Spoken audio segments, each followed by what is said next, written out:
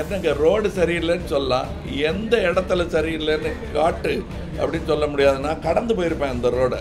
நான் சொல்கிறேன், எல்லா துறையிலும் நல்ல இடத்துல ஒரு பொதுவான இடத்துல இருக்கிறவர், ஒரு சிறந்த நடிகர் என்றவர், அவர் இந்த பொதுவாக சொல்கிறது, பேச்சாளர் மாதிரி பேசுவது உண்மையிலே கமலுக்கு இருக்கிற அந்த தகுதி அல்லன்றது நான் தெரியும். கமலஹாசன்லாம் ஒரு ஆளே கிடையாது.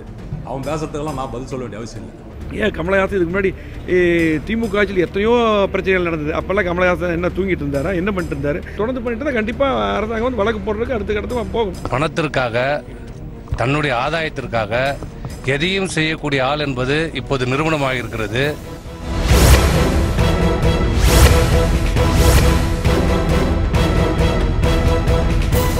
சமீப காலமாகவே பல சர்ச்சைகளை ஏற்படுத்திக்கிட்டு இருக்கிறது தான் கமலஹாசன் தனியார் தொலைக்காட்சி நடத்துகிற பிக் பாஸ் அப்படின்ற ஷோ.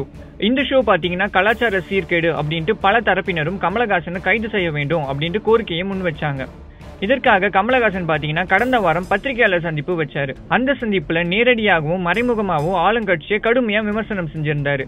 பல ஊழல்கள் பல துறைகள்ல இன்னும் நடந்துகிட்டு தான் இருக்கு அப்படின்ற மாதிரி விமர்சனங்களை அவர் முன்வைக்க, அதற்கு எதிர்ப்பு தெரிவிக்கும் வகையில பல அமைச்சர்கள் கமலஹாசனை கடுமையா விமர்சனம் செஞ்சிருந்தாங்க. இந்த செய்தி தொடர்பா மக்கள் என்ன நினைக்கிறாங்க, இந்த பிக் பாஸ் அப்படின்ற ஷோவையும் கமலஹாசன் சொல்லிய கருத்தையும் மக்கள் எப்படி பாக்குறாங்க அப்படின்றத அவங்க கிட்டே கேட்போம். கமல் சொன்னதும் ஒரு வகையில் உண்மைதான். எல்லா துறையிலையும் ஊழல் இருக்க தான் செய்யுது. அது கன்ஃபார்மாக இருக்க தான் செய்யும். அதெல்லாம் மாற்றணுன்னா நிறைய விஷயம் பண்ணணும். முதல்ல கவர்மெண்ட்லேயே நிறைய ஊழல் இருக்குது. அது ஏடிஎம்கேயாக இருக்கட்டும், எதாக இருந்தாலும் முதல்ல அதை மாற்றினா தான் நம்ம ஒரு சின்ன விஷயத்துலையும் மாற்ற முடியும். ஊழல்ன்றது ஒரு சோசியல் வைரஸ் மாதிரி. அது எல்லா இடத்துலையுமே இருக்கும். எல்லா இடத்துலையும் பாக்டீரியாஸ் இருக்கிற மாதிரி எல்லா இடத்துலையுமே ஊழல் இருக்க தான் செய்யுது. சின்ன விஷயத்தில் கூட எல்லாத்துலேயும் ஊழல் இருக்குது. இந்த விஷயத்தில் கூட நீங்கள் ஊழல் இருக்குன்னு சொல்லலாம். பிக் பாஸ் ஒரு கமர்ஷியலாக எடுக்கப்பட்ட ஒரு விஷயம். கமர்ஷியல் அவங்க ப்ராடக்ட்ஸ் என்ன சொல்கிறதுனா, இப்போ ஒவ்வொரு ப்ராடக்ட்டை கமர்ஷியலாக அவங்க மார்க்கெட்டிங் பண்ணுறதுக்காக இந்த மாதிரி ஒரு ஷோஸ் க்ரியேட் பண்ணாங்க. ஃபர்ஸ்ட் ஸ்கிரிப்டடாக இருக்கும், அதுவும் செகண்டரி. ஃபஸ்ட்டு இது ஒன்லி ஃபார் கமர்ஷியல் பர்பஸ்க்கு மட்டும்தான் அதை ஃபஸ்ட்டு எடுத்தாங்க. அதுக்காக தான் இந்த மாதிரி எல்லா விஷயத்துலையும் ஊழல் இருக்குது அப்படின்னு சொல்கிறாங்க. இதுக்கும் கண்டிப்பாக மினிஸ்டருக்கு சம்மந்தம் இருக்கும். ஏன்னா மீடியா துறையில் சப்போர்ட் பண்ணாமல் இந்த ஒரு விஷயத்தை டெலிகாஸ்ட் பண்ண முடியாது. ஒரு கவர்மெண்ட்னு வரும்போது அதை டிசைட் பண்ணுறது எல்லாருக்குமே ஒரு இந்தியன் சிட்டிசன்ஸ்க்கு ரைட்ஸ் இருக்குது. அது இவங்க தான் சொல்லணும், இவங்க சொல்லக்கூடாதுன்னு யாராலையும் சொல்ல முடியாது. அவங்களோட கருத்து சொல்கிறது அவங்களோட தனிப்பட்ட உரிமை. அது கமல் ஏன் அவ்வளோ தூரம் ஒரு பேட்டியில் அவர்கிட்ட கேட்குறான்னா, ஏன்னா அவர் ஒரு சோஷியல் மீடியாவில் பார்க்கும்போது ஒரு பெரிய இடத்துல இருக்கார். அவரோட இன்ஃப்ளூயன்ஸும் ஜாஸ்தி, அதே மாதிரி அவரோட நாலேஜும் ஜாஸ்தி. ஸோ அவர்கிட்ட கன்சல்ட் பண்ணுறது, அவரோட கருத்து கேட்குறதுன்றது ஒரு பெரிய விஷயமா நினச்சி தான் அவர்கிட்ட சொல்லியிருக்காங்க.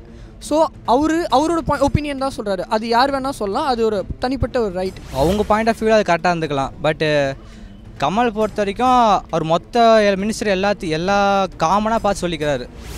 அவர் ஆக்டர் சிட்டிசன் ஏதோ சொல்லியிருக்காரு. பட் அதுக்கு ரியாக்ட் பண்ணணுங்கிறது அவசியம் இல்லை. எதுக்கு இவங்க ரியாக்ட் பண்ணுறாங்க? அப்போனா பயந்துருக்காங்கன்னு தானே அர்த்தம்.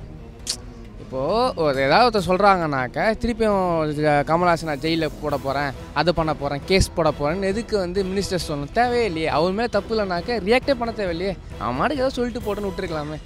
அப்போனா உள்ளுக்குள்ளே ஏதோ இருக்குது. அதனால் இவர் சொல்கிறதுக்கு ரைட்ஸ் இருக்கே, சிட்டிசன் தானே. ஆஸ் அ சிட்டிசன் அவருக்கு சொல்கிறதுக்கு ரைட்ஸ் இருக்குது. கமல்ஹாசன் மேலே ஒன்றும் தப்பு இருந்த மாதிரி எனக்கு தெரியல. நான் இவங்க அமைச்சர்களெல்லாம் அவரை விமர்சனம் பண்ணுறது தவறானது தான், தனிமை தான். அது கருத்து சொல்கிறது உலகத்தில் சுதந்திரம் தானே. அது இவங்க அவரை விமர்சிக்கிறது தப்பு தான்.